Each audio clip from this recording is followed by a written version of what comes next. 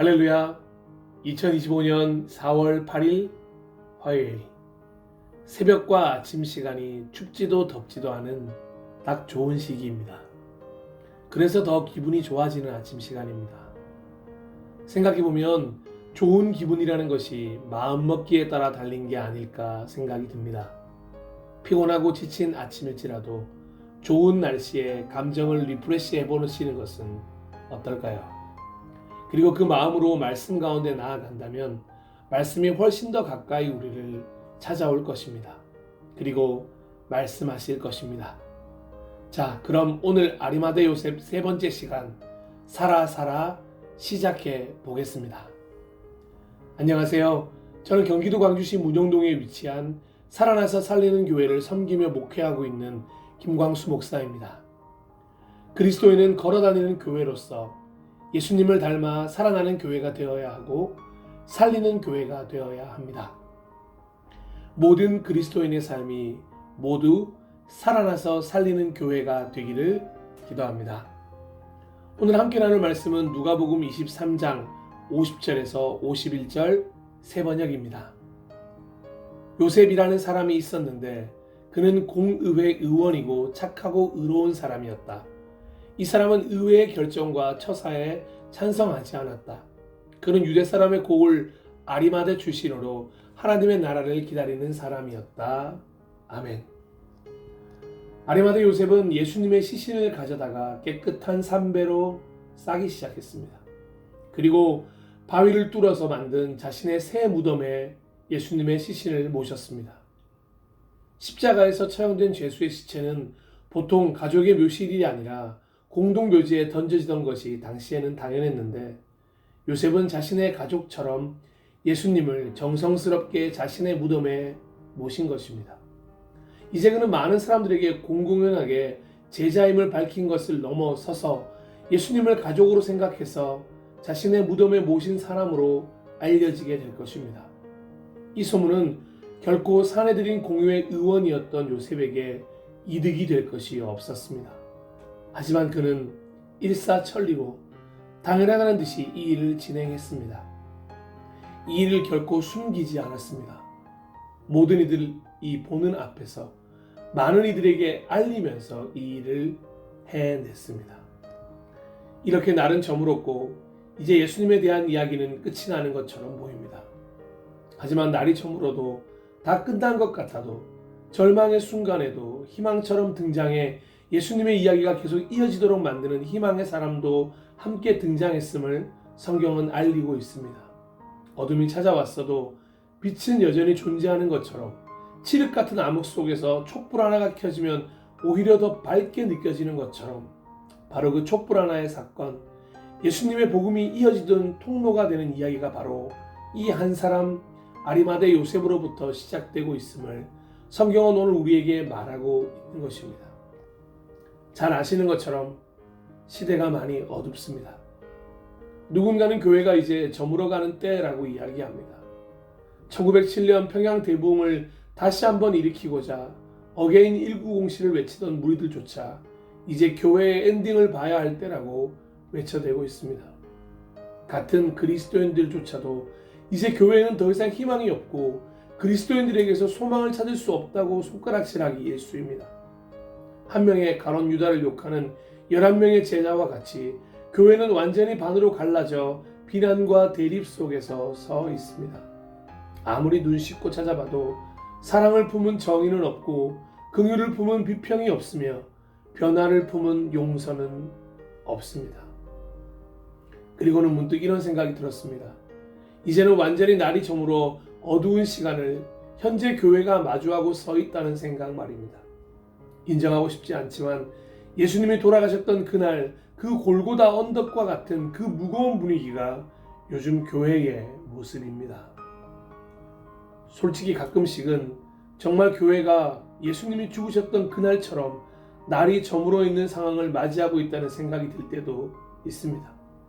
또한 그 교회 공동체에 소속되어 있는 그리스도인들을 바라보는 시선 역시 날이 저물어 어두울 대로 어두워지고 차가워진 상황임을 너무도 확실하게 느낄 때가 있습니다. 그렇다면 이대로 날이 저물었음을 인정하고 그날의 제자들처럼 교회를 등지고 하나님을 등지고 신앙을 등지고 떠나가야 하는 것일까요? 같이 욕하면서 엔딩을 선포해야 하는 것일까요? 도대체 희망이라는 것을 찾을 수가 없다고 똑같이 말하고 다녀야 하는 것일까요?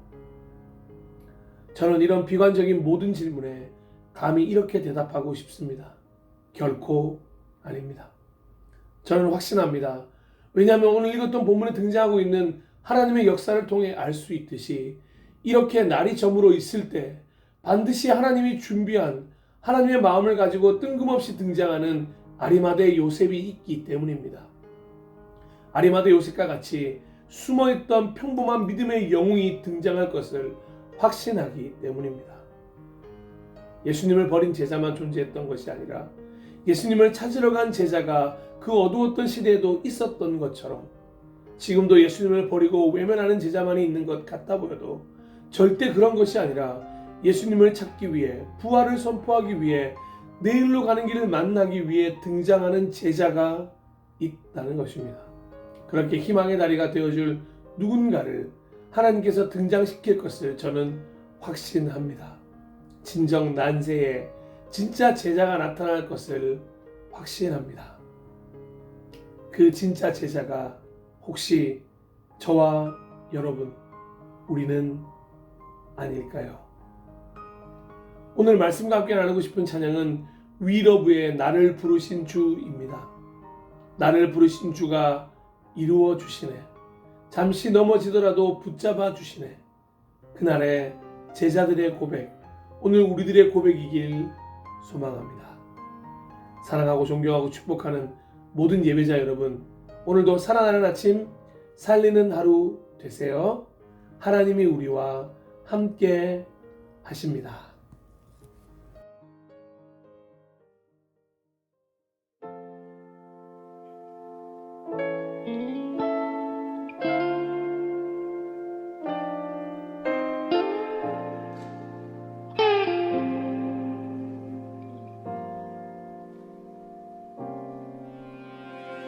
나를 부르신 주가 이루어 주시네. 잠시 넘어지더라도 붙잡아 주시네. 나의 걸어가는 길 늘 동행하시네. 혼자라 생각했던 삶 늘 함께 하셨네. 나 찬양해 언제나 어디서나 부르신 그 뜻대로 나를 지으신 주의 뜻대로 나 찬양해 영원토록 노래하네. 나를 부르신 대로 주를 찬양하며 살아가네.